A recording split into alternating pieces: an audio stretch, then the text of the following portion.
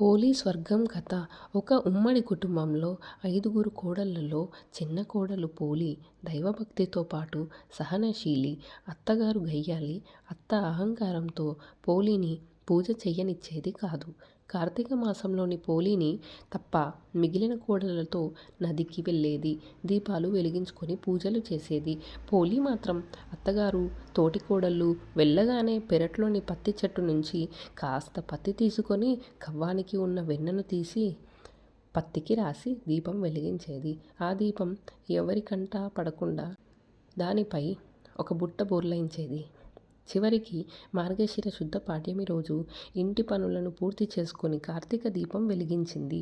మిగతా వారు నివ్వెరకపోయేలా. పోలి నిష్కల్మష భక్తికి మెచ్చిన భగవంతుడు సశరీరంతో స్వర్గానికి తీసుకువెళతాడు.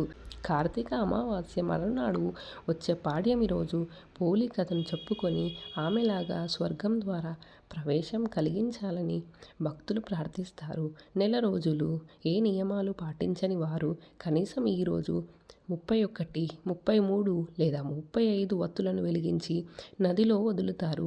నది కోనేరు అవకాశం లేనివారు తులసి కోట వద్ద లేదా దేవుని పూజా మందిరం వద్ద పళ్ళెంలో నీరు పోసుకొని తులసి దళాలు, పువ్వులు, పసుపు, కుంకుమ వేసుకొని దీపాలు వదలవచ్చు అని పెద్దలు చెబుతారు.